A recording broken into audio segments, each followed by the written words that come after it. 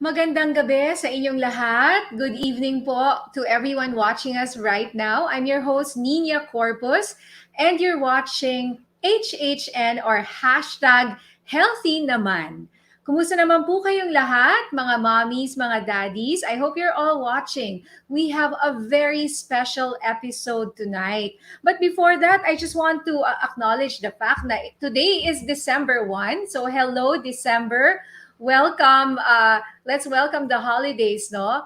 Let's welcome it right ngayong araw na ito, especially if you're a parent of a teenager. Ayan, we've been promoting our episode today.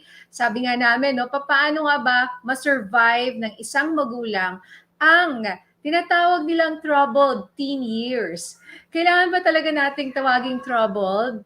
Or kailangan ba palaging yung parents may feeling na, how do I survive this? 'Di ba? It's an episode in a child's life that, maybe like me, no, as a parent, I kind of don't look forward to it that much kasi I know that's the time na pag nagdadalaga na or nagbibinata na ang iyong anak, 'di ba? Parang lahat ng naririnig kong mga magulang or marami sa kanila sinasabi, parang lumalayo na yung anak ko sa akin. Parang hindi na kami close, no? Parang bakit hindi na katulad dati na nag-open up siya sa akin palagi? Sa mga mommies and daddies, if you have questions about today's episodes, no, or today's episode, please write them in the comments and we will try to answer your questions with our guest doctor. Okay, gusto ko rin bigyan ng special shout out ang ating mga e-moms, Everyday Mom PH. Ayan, that's our FB group, no, na we recently put up and we now have almost 1,000 members. So welcome to the show. Thank you for watching. And kahit na bata pa yung anak nyo, no, mabuti mapanood nyo na para ready na tayo. At alam na natin kung anong gagawin natin pagka naging teens na yung mga baby natin. Oh, yan, parang na-allergy ako bigla. But anyway, so let me introduce you to our special guest tonight. He is an adolescent specialist. Ayan, alam nyo ba, no, mga e-moms, mga mommy and daddy, kaunti lang po ang adolescent specialist sa Pilipinas, mga nasa 30 lang po sila. At makakausap po natin ang isa ngayong gabi. So let's welcome to HHN, Dr. Jimmy Dumlao II.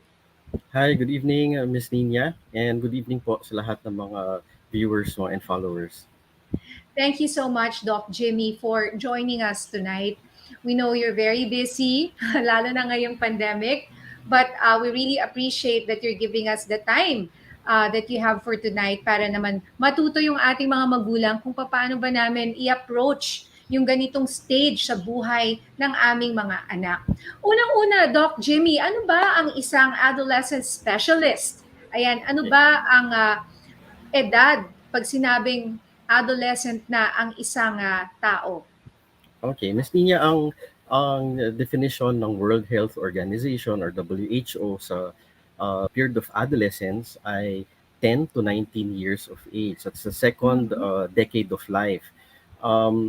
Very important na yung classification na ito kasi nalaman ng mga eksperto, ng mga doktor at iba pang mga health experts na ang mga individuals na nasa loob nitong 10 to 19 years of age, the adolescents, are completely sobrang iba ang paraan ng pag-iisip nila, kung paano sila how they feel, how they look.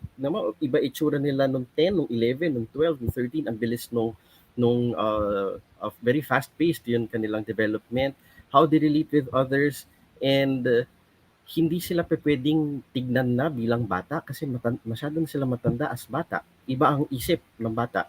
Pero hindi sila exactly matanda na. Hindi sila, they're not yet exactly adults. So it was very important, and the field of pediatrics found it necessary na kailangan i-separate talaga yung teen years, kaya nabuo yung pinakabagong branch, isa sa mga bagong branch at pinakabatang branch ng field of pediatrics. I'm basically a pediatrician. Nabuo yung field of adolescent medicine para nakatutok talaga yung lengguwahe at wavelength naming mga doktor na nakaayon specific para dun sa mga needs ng aming mga teenager patients. That's very interesting, Doc, kasi as you said, kakaunti nga lang kayo and kaunti lang yung na-meet ko na mga doktor katulad nyo. Parang ikaw lang ata. I remember I interviewed you before. Yes, And and 2 years then ago. yes. And parang we were so interested kasi nga, wow, adolescent specialist, we haven't really come across a specialist na talagang nagfo-focus sa 10 to 19 years old, no? And it's good to know na meron pala at merong mga doktor who really train to speak the language of our teenagers. So how did you do that, Doc? Meron ba? Meron ba? Inaaral ba 'yon yung behavior ng teens, no? I understand there are three stages in a teen's life. So isa-isahin nga natin tong tatlong stage ng buhay ng isang teenager. Doc Jimmy. Okay. In much the same way na sinabi ko kanina, ang yung mga teenagers or mga teens, the adolescents. Actually, misnomer na teenager kasi kasama yung 10, 11, 12. No? Yun nga. The adolescents, as a group, ibang-iba sila sa bata and ibang-iba sa mga adults. Pero even within the group of the adolescents, sobrang fast-paced at iba-iba din sila, such that it was found out to be important na to further break down into subparts Mhm. yung kanilang grupo na tinatawag nating early, middle, and late adolescents, no? Okay. Yung early, sila yung mga 10 to 13 years old, yung middle, yung 14 to 16 years old, and then Mhm. the late adolescents are those na nasa 17 to 19 years of age. Okay?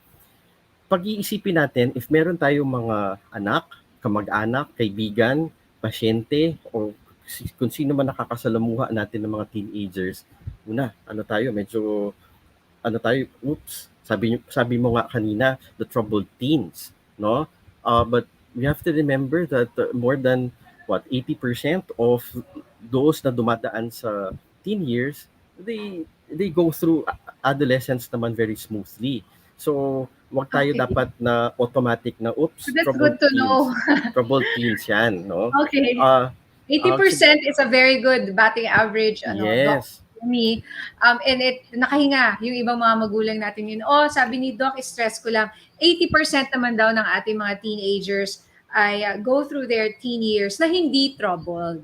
yes, and we'd rather we adolescent medicine specialists we'd rather look at this stage as an opportunity, no, an opportunity for us to hold the hands and guide our adolescents to into a better path, such that it's a crossroad, no, dato siya sa fork ng buhay niya, mapupunta ba siya sa tamang landas o maliligaw siya, and So, very important. yeah. Yes. Yes. Are you saying, Doc, ito yung years na very crucial in Yes. defining who they are, kung anong Yes. magiging sila paglaki, kung anong klaseng Yes. human being For the or rest of individual? yes.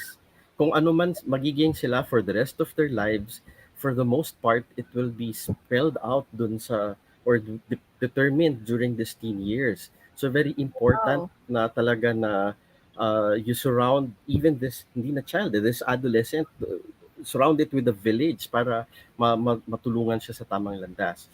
And going back to dun sa sinabi mong yung subdivisions of adolescence in early, middle, and late.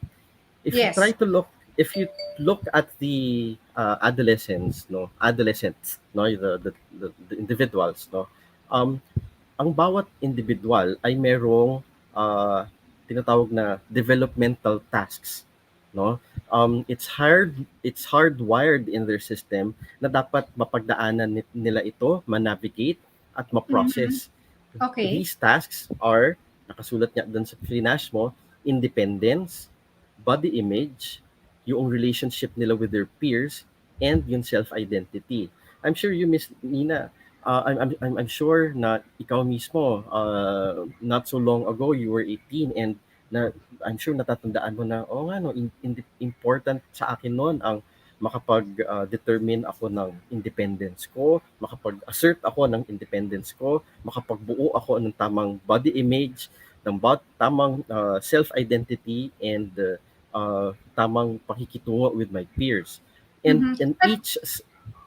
in each of the subdivision na early, middle, and late, iba-iba yung mga paraan ng navigate nila through these developmental tasks. Okay. So, Doc, isa-isahin natin yung early stage. Mm-mm. Sabi ni Doc Jimmy, mommies and daddies, as early as 10 years old, that's the time na ina-assert na nila yung kanilang independence, no? At yung Okay. kanilang personalities. So, let's do very quickly, Doc, yung 10 to 13 years old, yung early stage of Okay, para adolescence. madali mong natin ma-picture sila yung mga grade 5, grade 6, no, grade Okay. 7 na mga students, no. Makukulit pa sila, medyo bata pa, on the child Yes. side pa sila, pero nagsa-start na silang maging less interested with parental activities. I-invite mo siya sa party ni tita or ni lola, "Ay mami, ayoko, hindi ako pwede, hindi ako available." No? Pero kapag in terms of yung sa peers nila, kapag merong kesyo practice sa school or Mhm. meeting sa school, insigida gusto nilang mag-attend. Pero mga family parties, ayaw nila. And in terms of body image, ang tanong lagi nila, kasi ang bilis nung mga body changes sa katawan nila, tinutubuan sila ng mga kung ano-anong buhok sa iba't ibang parte ng katawan, nagpo-broaden yung shoulders, yung chest nila, yung breasts nila, all these changes, ang tanong lang nila lagi is, am I normal? Yun ang very Mm. important sa kanila, That's yun ang a lagi. And Am it's I very, normal? That's the yes, question of a 10 to 13. So, 'wag magulat ang isang magulang 'pag tinanong niya ang nanay o tatay niya, "Normal ba ako?" Kasi parang sa isang magulang, "Ba't mo naman natanong 'yan?" Eh, siyempre, 'di ba? Parang, yes, nakakagulat para sa'min. Pero now you're telling us it's normal for a child 10 to 13 to ask you, "Mom, Dad, am I normal?" yes. And important na malaman ng viewers mo is that um, minsan hindi actively magtatanong ang isang teenager niyan, no? So as parents, as adults, we have to be proactive na tayo na ang magsusupply sa Tatanong. kanila. Mhm. Oo. Sasabihin natin na ihahanda na natin sila sa mga changes, yung mga biglang pagtangkad nila. Yung sa mga babae, yung biglang magkakaroon sila ng menstruation. You don't want your prepubertal or preteen na daughter na magugulat na lang na meron na siyang menstruation. Dapat even prior to that, you tell that your daughter na pwede ka na magkaroon anytime, and ganito yung mga pwede yung paghahandaan mo na gamit mo para na sa school, just in case doon ka maabutan, ito na yung mga gamit na kailangan mo, and huwag ka mabahala, normal ito. Okay? Okay. Doc, how do you, for the parents na yan ang isa sa mga parang milestone na hindi nila ang paano sasabihin, yung menstruation or yung period. Paano nila, anong magandang paraan para ma-explain sa isang bata na magkakaroon ka ng period at ano ito? Yes, just tell them na at this stage it's expected. Yung term siguro na important, expected. It's Na expected. expected na sa ganitong edad, Mhm. anytime, merong mga changes na mangyayari sa iyo. Mhm. Pwedeng mag-start ka ng magkaroon ng menstruation, or doon sa lalaki, tutubuan ka na ng buhok sa baba Bigote. mo, yung bigote, no? Yung buhok mo sa kilikili, pwede nang mag-start tumubo. Mag-iiba yung body makeup mo such that mas mabaho na. So you have to be conscious about your hygiene, and uh, hindi lang babaho, pwedeng mag-start ka magkaroon ng pimples. Pag nagka-pimples, baka mag ano sila, depress na, ay naku, bakit ako ang daming tumutubo sa akin.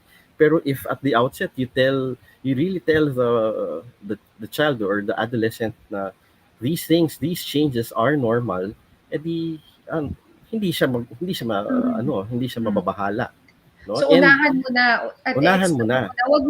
Wag mo nang hintayin na malaman pa niya sa kaklase or magulat Yes. siya At syempre, di ba, for example, if you get your period, talaga namang nakakagulat yon. Yes. Naalala ko, I'm trying to recall ako, nung bata ko, it was, my mom kind of prepared me.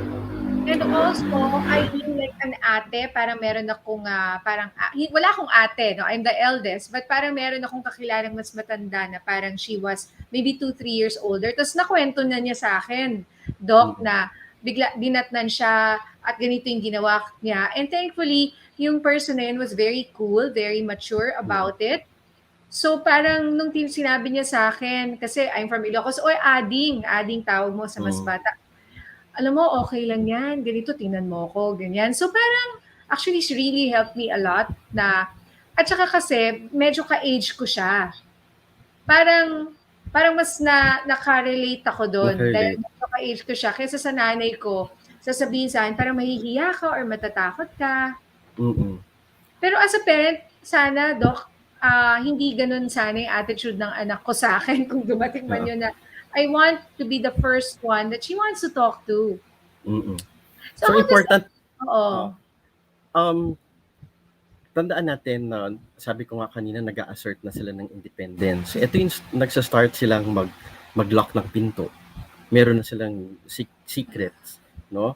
And important for adults to know na these are normal and these are expected such that hindi sila ma-offend or mababahala tungkol dito. Mm, It's very mm. common in the clinic na magtatanong sa akin ng isang magulang, Doc, where did I go wrong?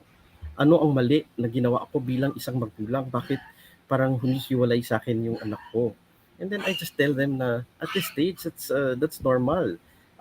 Nag-aano siya, she's trying to assert to ano to yung spread niya yung wings niya para eventually mag-launch siya from the nest, and this is actually part of healthy development. So kailangan niyang i-welcome ito and kailangan niyang irespeto. Hindi yung wag ka maglalak ng pinto. Anong ginagawa mo diyan? Katok na katok. And then pag may diary ka, hahalongkatin yung bag. Anong pinagsusulat mo sa diaries mo? And kasi madalas ganun yung minsan sa clinic para kaming baranggayan na Oo. may magulang on one side, the umiiyak na teenager on the other side, no? And then kailangan mo silang pag-ayusin, no? So very important din na ipaalam dun sa mga adults na normal ito, you expect this, and you have to respect para maging maayos yung kanyang development as a person. In Mhm. terms again of the independence, body Mm. image, relationship with peers, and yung self-identity. Okay, so you're now telling us parents to expect these parang changes where our kids will really, lalayo talaga sila sa amin. May Yes, panahon na yes. lalayo sila sa inyo at medyo mag-iiba yung una, I love you, mommy, daddy, yung talagang clingy, tas mamaya Mm, biglang distant na sa'yo. yes. So, Ihahatid mo sa school, ayaw kumalik mag-kiss, ng oo. mag-goodbye sa iyo. Tapos nahihiya siya na lumalapit ka sa kanya kapag may mga kaibigan kasi sa kanya hindi gusto ko, matanda na ako, hindi na ako bata, no? And Mm, this is just transient and this is very temporary, and ang sinasabi ko sa mga magulang na ng pasyente, eventually babalik din yan, para mga salmon yan na babalik din yan sa iyo, no? Ah, okay. a ang maganda sigurong example do'n, eto napansin ko, sa mga kaibigan ko na mga batang-bata pa na teenagers, 'no, ang mga pictures nila sa Facebook nila, mga kaibigan nila or mga anime na mga characters, as in no trace of their families, 'no, na para bang wala silang pamilya. And yet pagdating ng college and yun yung adulthood nila, 20 and above, makikita mo yung mga profile pic nila kasama na nila yung magulang nila. Tapos sa mga posts nila, to the best mom in the world, to the best dad in the world, na parang proud na rin ulit sila na close sila sa pamilya nila. And that's what I tell the parents, na to reassure them na babalik din yan sa iyo. Kailangan lang nilang makapagbuo ng identity at ng sarili nila. So wag kayong Mm. ma-offend. Walang mali sa iyo, wala kang ginawang mali as magulang. Okay. That's good to know and to be assured right now as a parent. Kasi minsan ng parents nagiging sensitive rin, Doc.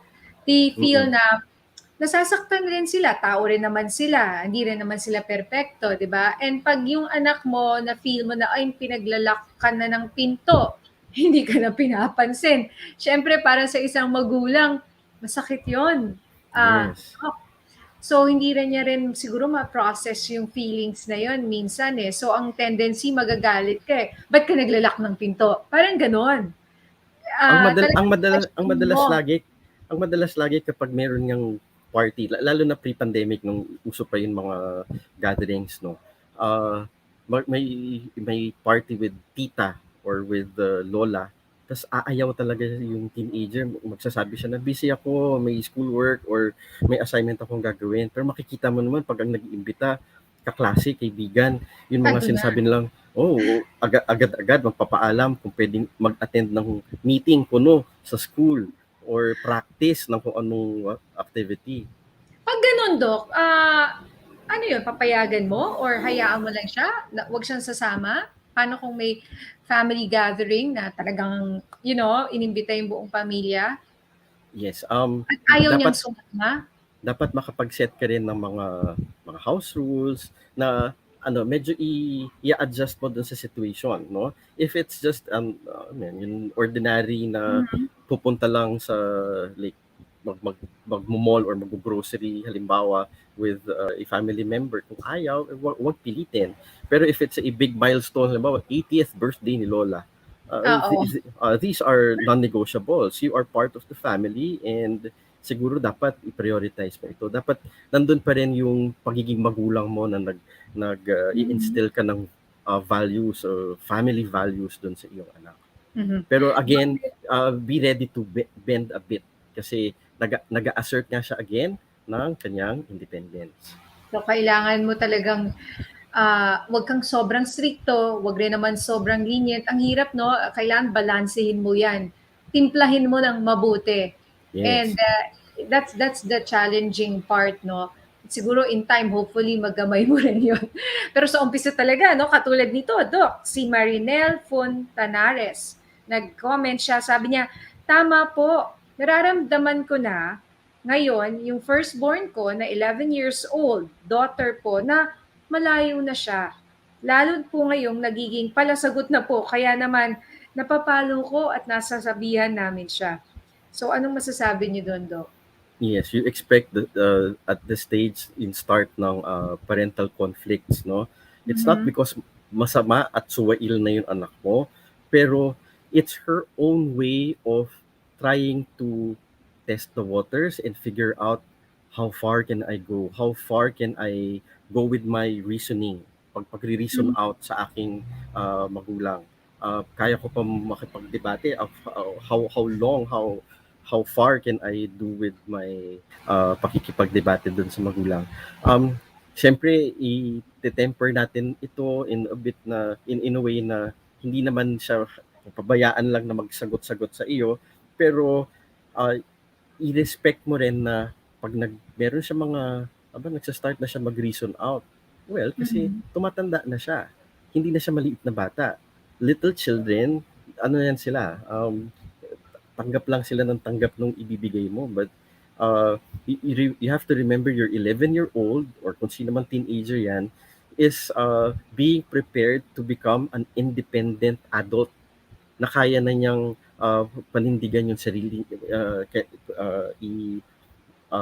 i-defend May yung sarili sarili na niya. siyang, oo, Oo, so opinyon. yeah, so kailangan ito yung kanyang practice years, kumbaga. Mm.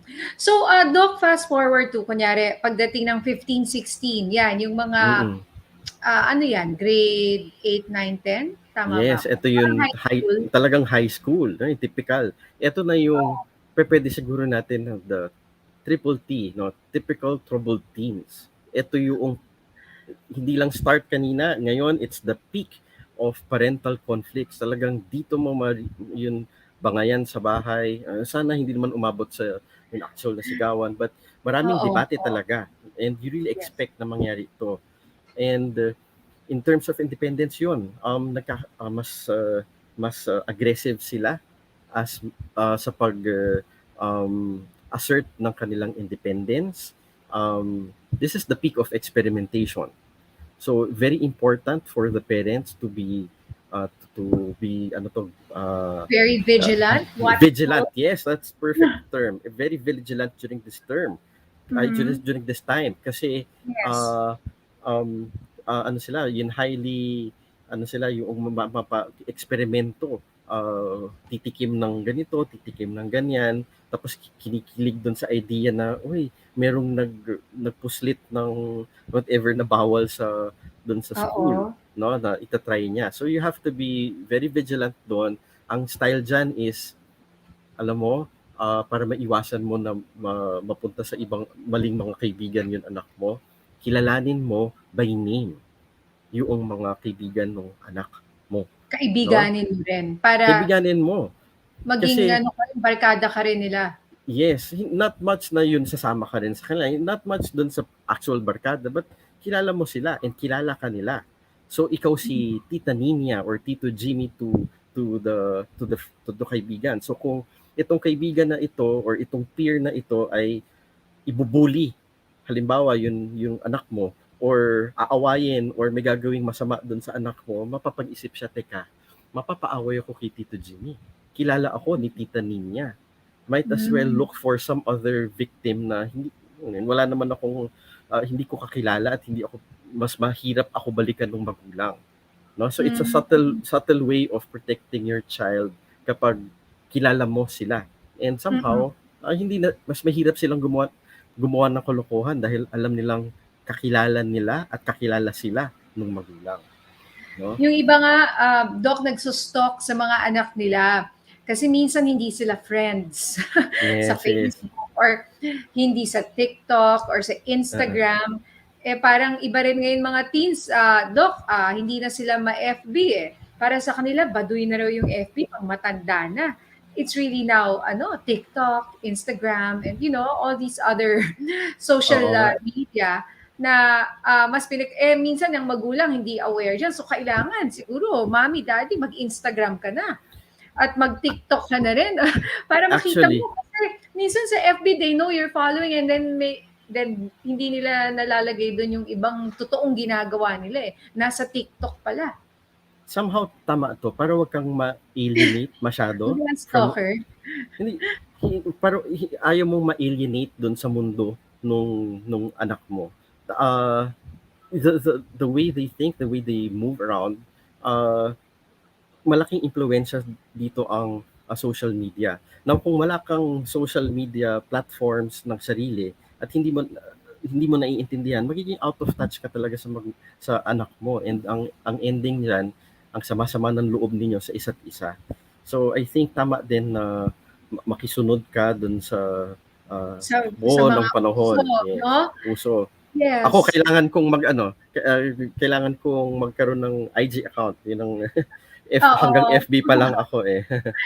Kasi may nagsabi sa akin yan, Dok, naku, FB, wala na, hindi na nag-FB, mga high school ngayon, baduy raw sa kanila yan.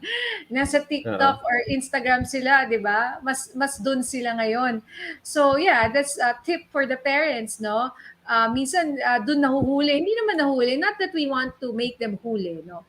Pero at least you see what's going on, and then you come in, and then you, Yes. you tell them what's right, what's wrong, di ba? Mm. Hindi yung hindi ka aware. Kasi Mm. dapat aware tayo rin eh sa mga nangyayari ngayon sa mga batang ito. Hindi basta makinig ka sa akin, ako yung tama. 'Di ba? Yung ganong approach. Ay, pag ginanon mo ang anak mo, lalo na isang adolescent, mangyari diyan, pasok dito, labas diyan. Or Mhm. worse, baka hindi man pumasok doon sa hindi ka Hindi nila i-tune out ka nila. oo. So, talaga yung lengguwahe mo, it has to be with the understanding and respect that they are semi-adults already. Mhm. They are capable of thinking na din. So you don't just dictate to them kung ano yung gagawin. You somehow negotiate with them kung paano, Negotiate. yan. Oo. That's a very good term, negotiate, and Mm-mm. it's also like compromise, no? Although Yes. of course you don't compromise on values, iba naman yun. Meron talagang Mm-mm. right and wrong, of course. Mm-mm. But yung negotiate is a good term. Siguro, like now, ako Doc, mas bata pa kasi yung mga anak ko, no? Mm-mm. Pero as young as they are, nabasa ko nga, you have to respect their feelings, understand Yes. their feelings. Very important daw, Doc, to acknowledge their feelings. Like, Yes. if they're hurt, and sa tingin mo, ay, ba't ka hurt? Ayun, sa totoo mong feeling Mm-mm. na as a parent, hindi mo kailangan maging hurt, pero hurt yung anak mo eh. Yes. So you Sir, have to understand. and respect, no? You have to understand na doon sa kanyang munting mundo, ito yung realidad niya. Kapag sinabi niyang ang sakit-sakit na inaway ako nung best friend ko, Yes. wag mong sasabihin, ano ba, napakaliit na bagay, nakabaduy-baduy mo naman, magbabati din naman kayo, no? Mhm. Perhaps for you na malaki na yung malawak na yung naging experience mo bilang isang adult, baka pwede mo isipin na baka simple lang to, but for the world of an adolescent, sa mundo niya at sa pananaw niya and sa realidad niya, malaking bagay ito. So kailangan nating respetuhin ito. And much the same way, hindi mo basta sasabihin yung uh, uh, grade 1 na anak mo, napakadali man naman ng addition na yan, napakadali ng spelling na yan. Hindi, kasi doon sa kanya, natututo pa lang siya. Ikaw alam mo na yan. You have the benefit of all these years of experience. So same thing with your teenagers. That's a great analogy, no? Hindi mo pwedeng ipilit yung isang math problem. Kailangan ituro Mm-mm. mo yung solution, and you have to be patient and really go down to their level. Ito yung level niya ngayon, di pumunta ka doon para you see eye to eye. Mm-mm. That's one of the challenges talaga of being the parent of a teen. Kasi yun nga, you mentioned earlier, Doc, you, sometimes you don't speak the same language, hindi kayo same wavelength. So, Talagang open mind and left, open right, arms, open heart. open heart. I like that. Can you speak or talk more about the having an open mind and an open heart, Doc? Yes. Tulad ng sabi ko kanina na kailangan you have you have to know what is normal and what is expected, such that when the changes or the events happen, you won't be surprised, you won't feel offended, you won't feel uh, inadequate as a magulang. Mm-hmm. Instead, sasabihin mo, ito na yon. And ayon Mm-hmm. dun sa mga fellow momshies ko halimbawa, or uh, ayon dun sa mga nabasa ko pa na iba, ito yung dapat gawin to best navigate, to help your teenager navigate the Mm-hmm. adolescent years. No? Mm-hmm. Doc, how did this pandemic affect our teens? I'm sure it's very hard for them. I mean, sa atin na nga as adults, di ba? Maraming nagkaroon ng mental health issues. You know, some people got depressed Yes. and other things. So how do we, uh, how did our teens do? Kasi baka hindi aware yung ibang mga magulang As it about our teenagers and how as it it affects them. as it is, ang pagiging isang teenager or pagiging isang adolescent ay challenging na for an individual. And like us adults na medyo nahirapan mag-navigate itong uh, pandemic na to, you have to understand, napakahirap din ng mundo nila. No? Do not belittle them at sabihin, madali nga ng buhay mo, nandyan ka lang sa bahay, wala kang yung ginagawa, wala kang responsibility. But no, no? Um, yung kanilang normal growth and development ay sobrang apektado Mhm. physically, no? And on the physical aspect, yung nutrition nila, sabi ng WHO, ng Philippine Pediatric Society, ito yung dapat pag kumakain ka, well-balanced meal, meron kang grow foods. And yet, during the pandemic, dahil it's either limited yung budget ng pamilya dahil nagka-problema sa finances, or kung Mhm. meron man, uh, 'di ba, lahat ngayon nagpapa-deliver nasa apps, pa-deliver ng food. And it's not surprising na ang taas-taas ng rate of obesity in among adolescents, and it's a silent epidemic on its own among the adolescents, itong obesity. Imaginein mo, dati, ang limiting factor para sa isang teenager, imagine nung high school ka, wala kang masyadong pera, hindi ka basta-basta nakakapag fast food.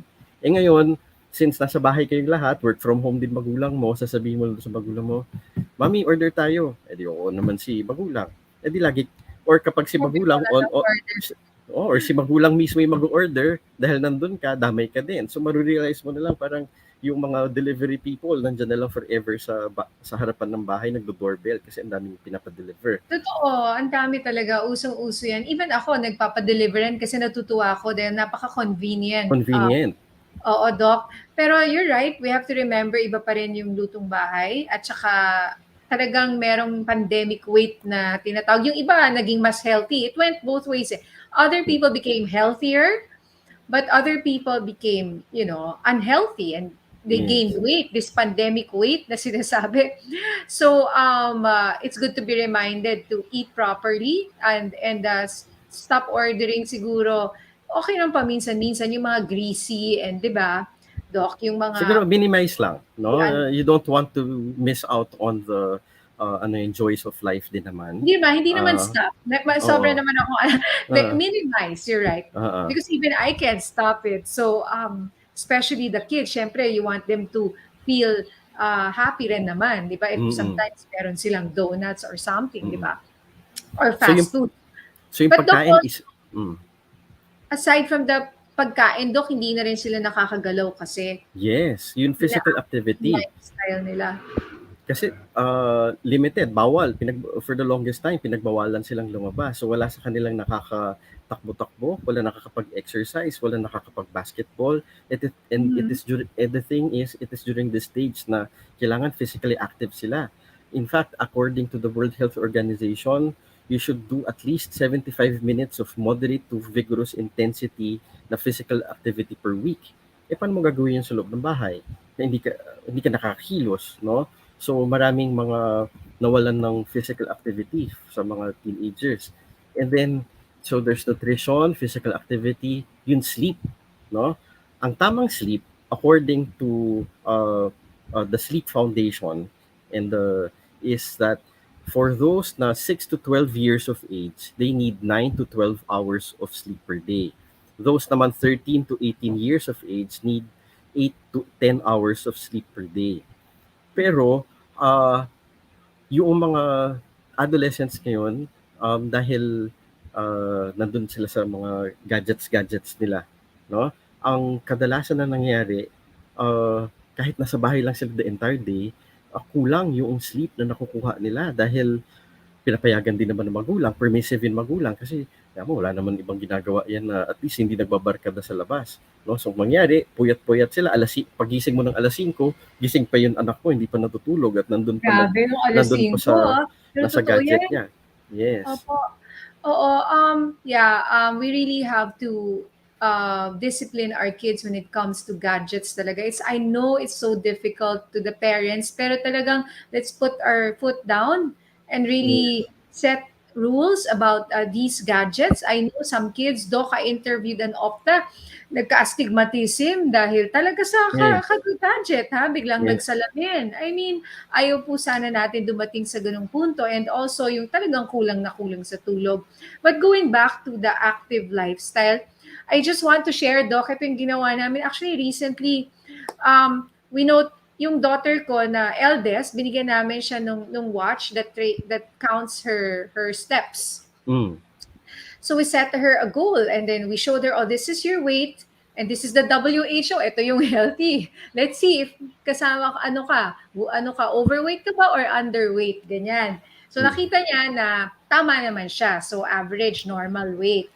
But then sabi, oh, malapit ka nang maging overweight, ganyan. So binigyan namin siya ng watch that really counts her steps. So nagkaroon Okay. kayo siya ng goal, Doc. So minsan Yes. nakakalimutan ko, ba't ka lakad ng lakad? Kasi Mm. mom, I need to make ilan ba? 10,000 steps or ganyan because of my height and my age. Alam niya, Mm. in-explain ng Yes, dad ko. yes. So, okay. And then, so after niya, nainggit yung sumunod, yung isa 7 years old. Binigyan na rin namin yung watch na yon that counts her steps. And Okay.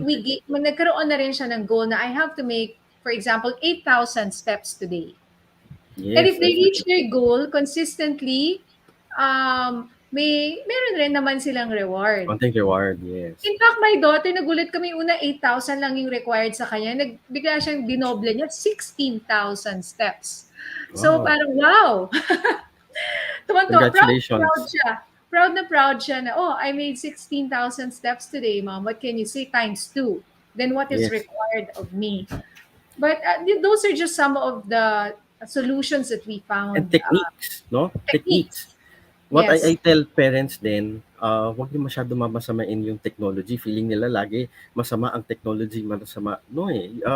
In the context of this pandemic, you should know how to maximize yung use of technology to your advantage, no? Mhm. So tama yung sinabi mo, yung magbibilang ka ng yung mga gadgets na kayang bilangin yung steps mo. That's one. Yung iba, uh, online merong mga yoga Yes. classes or mga Zumba classes na pupuwede mong, Yes.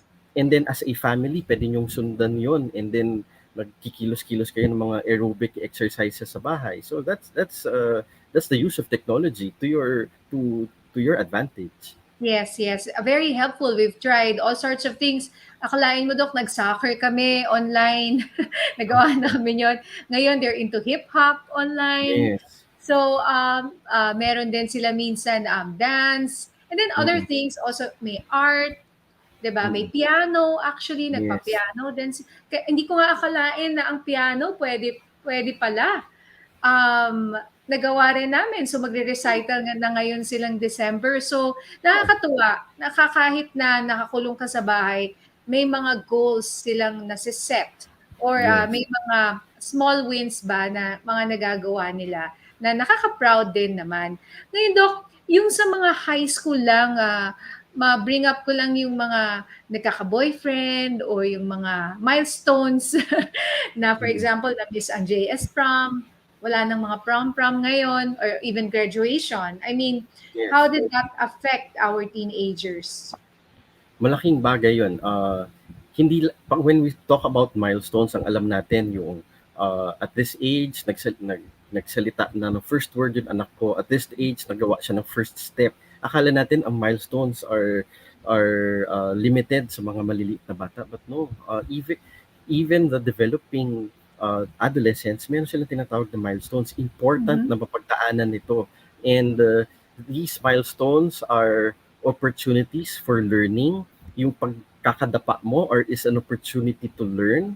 And unfortunately, marami sa mga ito ay uh, wala or missing dahil may pandemic ka, limited yung movement, and you just have to make do with what's available, like kapag yun sa graduation, di ka man malulungkot na wala ng rights, edi dapat all out support ka dun sa pag-set up ng bahay ninyo na magiging background nung graduation rights ng anak mo. If you have to help in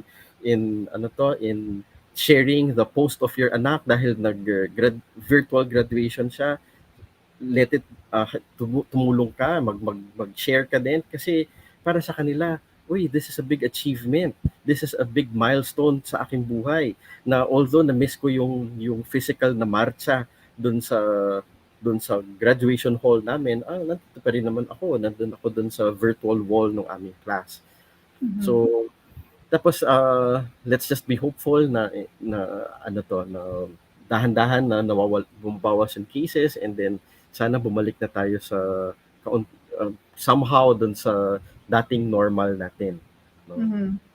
Ayun nga, Doc, I see sa mga ganyang milestones na malaking bagay na binibigyan ng highlight rin talaga ng mga magulang. They make a big deal out of it. And I think Yes. wala namang nothing wrong with that. Na talagang nag-decorate sa bahay, di ba, Doc? They really Yes. all out sila. They really show their support. And they really want to make them feel as normal as possible na kahit na, Yes. di ba, wala ka dun sa mismong the usual ceremony, di ba? Yes. But the whole family is behind you. So, pero Doc, yung mga paano naman yung mga boyfriend girlfriend situation diyan? Okay. Paano ba ma-handle 'yan? Ito nga may nag-text. or may Mm. nag-message sa ating FB. Mm. Okay lang ba, Doc, na pinakikialaman ko ang messenger ng daughter ko? Dami kasing kachat eh. Ayan, from Narlin. Yung pakikialam, if what the viewer means is yung babasahin niya ng dahil alam niya yung password, maybe magiging unhealthy yon dun sa relationship ninyo nung anak mo. Ang mangyayari Mm. doon, ma-alienate mo siya, mas lalo siya magiging secretive sa iyo, mas lalong ayaw niya magkwento. Siguro, 'di ba? Ang uh, open heart, open mind, kailangan open yung means of communication ninyo. No? Dapat kikipag-usap ka. Sino ba yung mga kaibigan mo? Ano ba yung mga pinag-uusapan ninyo? Don't expect na at first magkikwento ka agad, magsispill the beans agad. No? Hindi. Kung walang ikwento, edi the following meal, the following dinner, important mag-uusap kayo during sa kapagkainan. O kamusta na ulit yung mga kaibigan mo? Eventually magkikwento na siya eh. You will be surprised, no? These teenagers, they want to be listened to. They really want to be listened to. And they just have this pananaw na ayaw nila sa akin, so ayaw ko rin sa kanila. Pero kapag ipinaalam mo sa kanilang you're there, willing to listen, magugulat ka na lang, sobrang magkaibigan na kayo. And then lahat ng mga pinag-uusapan, maybe not lahat, not the details, but more or less you will know what's happening dun sa social life niya. Nang without you having to yung talagang mag-pry dun sa kaniyang Ay, yung private. binabasa mo yung messenger. Oh, Yes. Mami Narlin. Imam Narlin ba? Oh, sabi ni Doc, wag daw, no? Wag nating pakialaman yung mga private email or messages ng ating mga teens. Kasi kung ikaw rin eh, di ba? Bilang bilang tayo, 'di ba? Ayaw rin natin pinapakialaman yung ating mga messages, 'di ba? So I'm sure Na-mention ko that kanina yung yung diaries, no? So ito yung diary for oh, example. this is a form of a modern siguro type of a parang kapareho ng diary. So sabi ko dati kung meron kang written diary, wag mo kakalimutin. Same thing with the private messages. That's why they're called private. Mm. Private. They have to be private. But kung natatakot ka na baka kung ano na yung pinag-uusapan nila at Oo, mapupunta sa oo. maling landas. Now, it's incumbent upon you as a parent na lagi nag-i-instill lagi mong pinapatandaan siya tungkol dun sa mga values na gusto mong i-instill dun sa may sasabihin ka, alam mo, kung ano man ang ginagawa mo, sino kasama mo, just make sure ito, meron ka mga rules and then meron ka mga absolute na non-negotiables. You have to Mhm. identify non-negotiables. These rules are meant not to be bent, Broken. Oo, broken. Oh, oo. So, dapat yan habang bata pa talaga eh. You really yes, instill these values even before they become teenagers. As yes. depende rin sa language nung bata as they are growing up. And Doc, ito, meron rin akong isang kilalang magulang na parang ang ginawa nilang parang strategy, no, para sa kanilang mga teens na para hindi raw malasing. Oh, isa yan sa mga issue ng mga magulang. Para raw hindi malasing yung kanilang mga anak in the future or pag may party. Ang ginawa nila, tinuruan nilang uminom yung teenager nila. Anong masasabi niyo doon, Doc? uh, ang very important, you have to expect them, and you have to be open to the reality na mag-experiment talaga yan sila, lalo na sa pag-inom-inom. Kasi yun yung Mm-mm. isa sa mga pinakamadaling pag-eksperimentuhan. So I Mm-mm. think tama, somehow na tuturuan yung anak na, okay, if you well, kasi dapat below 18 wala eh, no? Oh, 18 and Uh, above dapat 18 talaga. and Yeah, 18 and 18 and above. above. Let's follow 18, the okay. rules. Okay. Oo. So Tapos let's say nag-18. Oh. very important, isa sa mga very important dito is never drink and drive, no? Kasi all the catastrophes nangyayari dito kapag you Mhm. drink and drive, no? But tama na you have to equip your anak na with all the needed faculties on how to deal with a situation na which might put him or her in a vulnerable situation. Vulnerable kasi dapat alam niya na, okay, limit your, sige, kung pupunta ka sa party, well, anyway, you're Mhm. 18, kung kailangan mo, kung iinom kayo, make sure na hanggang ganito kadami lang. Never go beyond, say, never go beyond your second bottle of beer, no? Yes. Or if it's a strong type of beer, never go beyond the first bottle. Mhm. Otherwise, baka hindi mo makontrol na yung situation, yung sarili mo, no?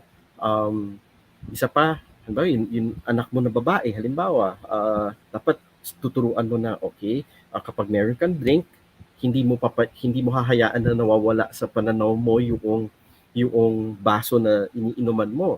Kasi you might be victim to a what, ano May to, iba nilalagyan ng yung something, naglalagay. drinks. Yes, Yes, para yes. makatulog ka, mawalan ka ng Mm, malay. So mm, tama na ipaalam mo sa kanila yung different situations mm, para alam nila paano mag-control, paano, okay, iinom ako pero ang turo sa akin, never go beyond one or two bottles. Eh di, mhm. alam mo, hindi siya malalasing, hindi niya makontrol, napunta siya sa nakikipag-away siya or nag-drive siya na napahamak niya yung sarili at mga kaibigan niya. Mhm.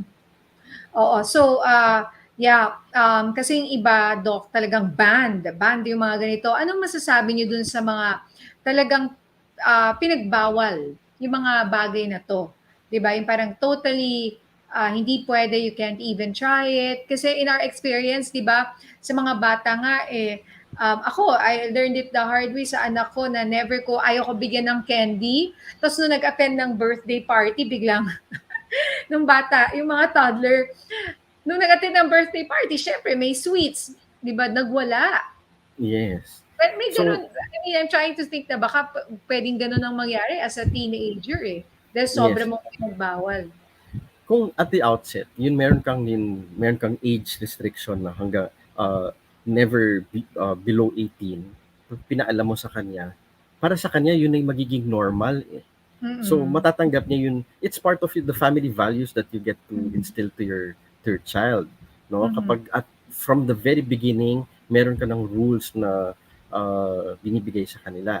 Pero important nga na once nag-18 and alam mong uh, you have to be open to the idea that there are inevitables in the world, no? Hindi ka 24/7 nakabantay dun sa anak mo. And pag 18, 19 na siya, ang weird naman nakabuntot ka pa rin sa kanya. And dapat matuto siya na to how to fend for himself and take care of himself or herself nang siya lang. So somehow you have to maging open-minded ka na teka, college 18-year-old na tong anak ko and magpa-party talaga ito. Yung sasabihin ko lang na absolute bawal, baka hindi na ganun effective. So, instead na ma-regulate mo at meron ka pang semblance of control dun sa anak mo dahil sasabihin mo, okay, pero just make sure never go beyond one or two bottles. Mhm. Sasabihin mo, absolute bawal, oo lang sa harapan mo. And then, pero kapag nakatalikod Pero ka na, I'm sure, pag nagtalikod mo, oo, iba. yes. Oo. So, mahirap rin yung absolute bawal because you cannot control the situation around you, 'di ba? Or Yes. outside. I mean, you don't live in a bubble. I mean, 'di ba? Now we're trying to live in a bubble, but we don't in reality. Mm-mm. So, these are, you're right, inevitable, sabi niyo nga, Doc, that you have to be prepared for.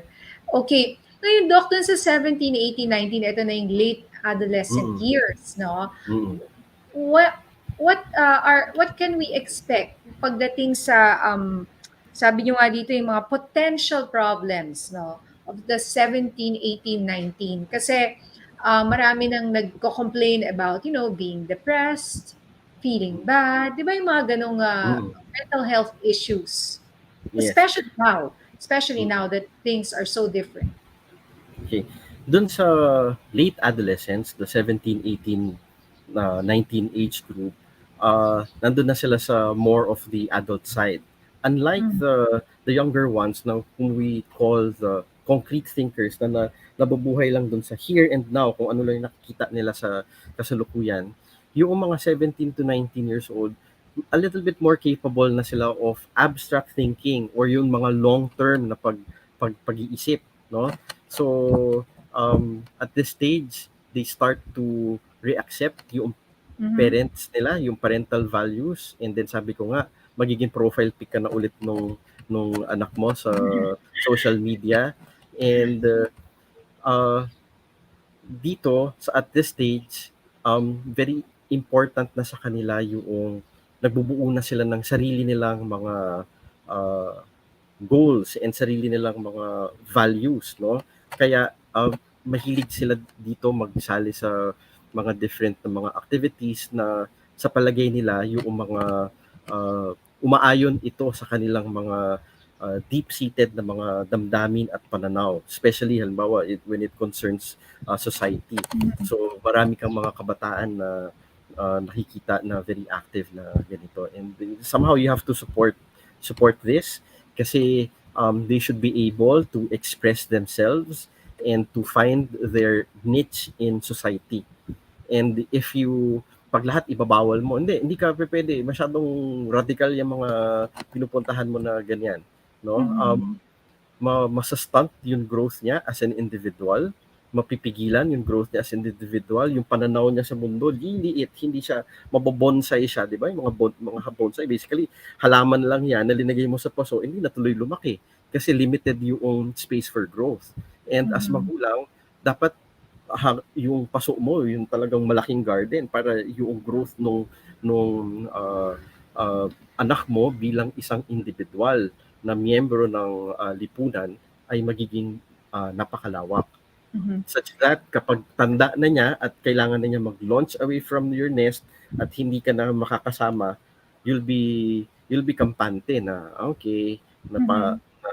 napalaki ko na maayos tong anak ko to, nakapag-instill ako ng tamang value sa kanya, and I am confident na saan mang sitwasyon siya mapunta, kaya niyang uh, tulungan at protektahan ang sarili niya.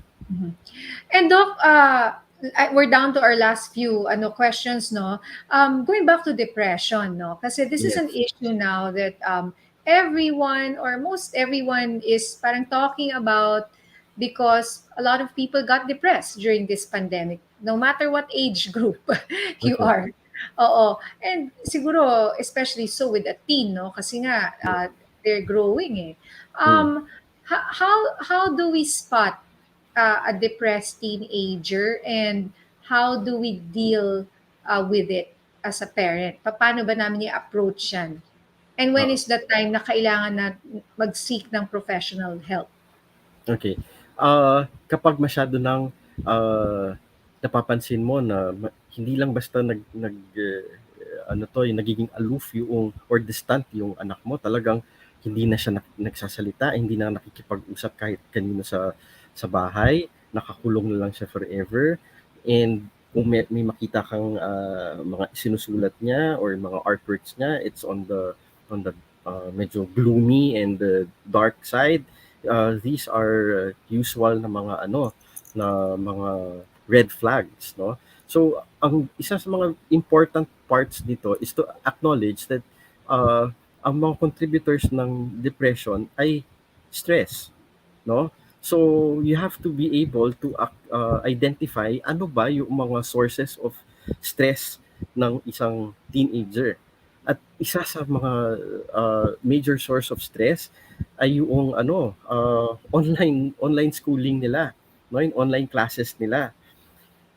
Ang tendency ng isang adult, ng isang magulang is to be very dismissive and condescending, na sasabihin, "Ano ba, paano ka mase-stress? Nakaupo ka lang naman diyan, hindi ka na nga mata-traffic, wala kang gagastusin, hindi mo makakaharap yung bully mo yung mga classmate mo na bully at nandiyan ka lang sa virtual classroom mo. Paano ka mahihirapan diyan? Tapos you have the entire day you have nothing else to do, nakakulong lang ka lang naman sa bahay." Pero you have to understand na this can be stressful. Alam mo, nung nakausap ko yung mga mga teenagers na patient ko na nagko-confide sa akin na eventually na-realize ko kung, ayan, stressful nga pala. Wala nang boundaries. The boundaries are virtually wala na. Dati, kapag nasa bahay ka, if the stressors in the house, yung nauutusan ka, napapagalitan ka, or inaaway ka ng kapatid mo, when it's 7 o'clock and it's time to, 7 in the morning and it's time na umalis ka papuntang school, iiwan mo lahat ng stressors ng bahay kasi ang kakaharapin mo lang yung school. Tapos ang Mhm. haharapin mo lang yung stressors ng school. Pagdating ng uwian, iiwan mo lahat ng bully, ng stressful na schoolwork, yung stressful na teacher. Kasi kaya mong kalimutan silang lahat, dun ka na ulit sa bahay mo. May control ka, one stressor at a time. Pero ngayon, sabay-sabay sila, no? Nasi-stress ka dun sa schoolwork, nakaharap mo yung teacher na ang stricto kung ano yung pinapagawa na hindi mo maintindihan. And then, pananaw ng magulang mo, dahil nandyan ka lang naman sa bahay, yung iuutos sa'yo na hugas ng pinggan, ikaw pa rin ang tagahugas ng pinggan. Or tagapatahan ng kapatid mong maliit na umiiyak. Or kung pinapagalitan ka, papagalitan ka pa rin. And habang nandun ka sa class, kasi naka-off naman halimbawa yung mic. And sabay-sabay ang stressor sa kanila. And sometimes, or most of the time, this can be very overwhelming for an adolescent or for any individual for that matter. Na hindi mo sila ma-compartmentalize. There's no concept of compartmentalization. Sabay-sabay lahat ng stressors. Mhm. And then sometimes they just turtle in at hindi na nila malaman kung paano i-manage ito. So, bago umabot tayo dun sa depression na yan, i-identify natin yung sources of stress and paano sila makapag-time management at tulungan natin sila doon and para hindi na sila ma-overwhelm, hindi sila pupunta dun sa sinasabi mo kaninang depression. Mhm. Actually, hindi lang naman sa teens, yung sinasabi niyo, Doc, na wala ng boundaries. I'm sure mga magulang na feel rin ito, yung mga dating pumapasok sa work, na ngayong work from home na, di ba? Nandyan rin lahat ng stressors. Yes. Kunyari, work ka, biglang may iiyak na bata, biglang may kailangan gawin, di ba? So parang lahat na nga ay nagsabay-sabay na. So ganun din sa mga teenager Yes. natin. So wag natin maliitin yung problema nila. Kahit nga 7 years old yan eh, di ba? Minsan Yes. gigilty ako, wala naman yung problema mo yan. Pero para sa kanila, malaking bagay yon. So dapat i-acknowledge natin at intindihin yun. Okay, Yes. Doc, before we leave, ano pong advice nyo sa mga magulang ngayon ng mga teens, no, in general? Anong Mm. gusto nyo sabihin sa kanila ngayon? Siguro yung last message ko can also answer somehow yung question mo kanina na how to deal with yung mental health ng kanilang mga teenagers. Again, uh, open o- you have to have an open mind and you have to have an open heart and yun meron kang listening ears, no? Ipaalam mo dun sa teenager mo na anak na you're there, hindi para makipagbangayan kayo or para Yeah. magnag sa kanya, kundi para to listen. Imagine mo, stressful para sa sa isang teenager. Dati, sabi ko kanina, parang kaaway nila yung magulang at a certain age, all of a sudden 24/7 na nila kasama yung magulang kasi nakakulong ang bata and then work from home ang magulang 24/7, no? Pero kung ipapaalam mo sa kanila na no, you're not there as a villain but you're there as a listener, Yeah. na willing to listen when you feel like being heard at hindi mo ipipilit din naman na, hoy, magkwento ka, no? Hindi mo ifo-force out yung kwento doon sa anak mo, no? Again, malaking part dito is the acknowledgement that your dating maliit na batang child is already transitioning to become an adult. So if you want to be treated like this and that as an adult, somehow ganun din dapat yung treatment mo dun sa nagiging adult mo ng dalaga or binata. Mhm.